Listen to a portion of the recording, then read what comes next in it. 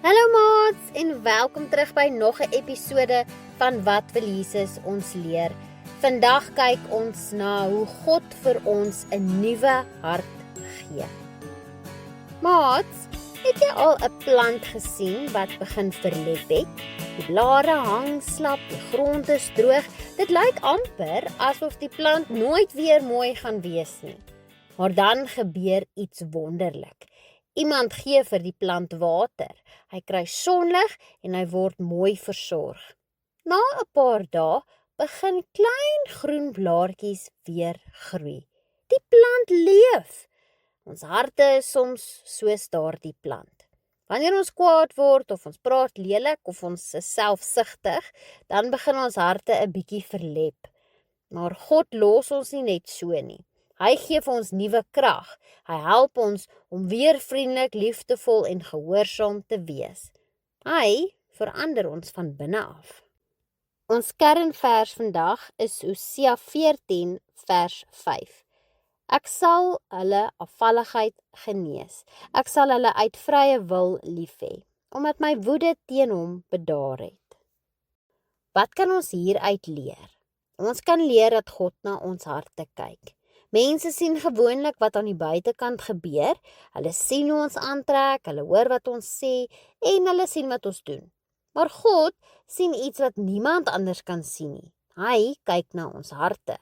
Hy weet wanneer ons hart bly is of wanneer ons bang voel en ook wanneer ons jammer is. Hy weet wanneer ons hom liefhet. Daarom is dit belangrik dat ons nie net maak asof ons goed is nie. God wil hê ons moet hom met opregte harte lief hê.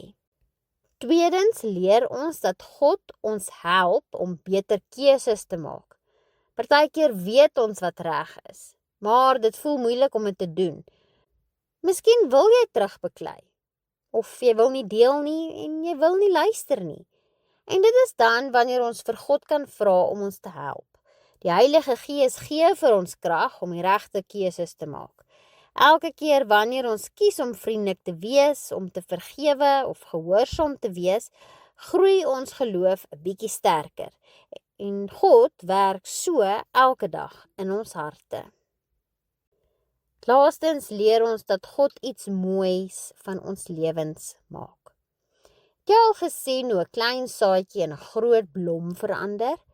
Aan die begin lyk dit nie na iets besonders nie, maar met tyd, water en sonlig groei dit in iets pragtigs. Net so werk God met ons. Ons verander nie oornag nie. Elke dag leer ons iets nuuts. Elke dag help God ons om meer soos Jesus te word. Hy is geduldig met ons en hy gee ons kans om te leer. Hy is bly wanneer hy sien ons groei in liefde, vriendelikheid, eerlikheid en gehoorsaamheid. Kom ons bid saam. Liewe Hemelse Vader, baie dankie dat U ons so liefhet. Dankie dat U nie net ons foute vergewe nie, maar ook besig is om ons harte te verander. Help ons om eerlik en vriendelik en liefdevol te wees. Gee ons die moed om die regte keuses te maak, selfs wanneer dit moeilik is. En dankie dat U geduldig is met ons, dat U nooit ophou om ons lief te hê nie. Here, laat ons elke dag meer soos Jesus leef, sodat ander mense U liefde deur ons kan sien. Ons loof en prys U naam met ons hele hart. Amen.